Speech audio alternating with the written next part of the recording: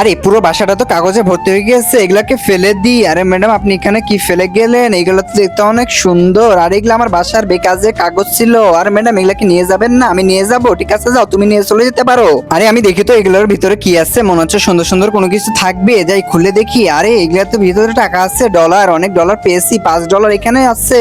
আরে পরবর্তীটা খুলে দেখি, এখানে তো টাকা আছে, এখানে তো $100 পেয়ে গিয়েছি। আর এগুলো তো শব্দ কাজের, এখানে তো শব্দ টাকা আছে, যাই আমি সবগুলোকে বাসায় নিয়ে চলে যাই।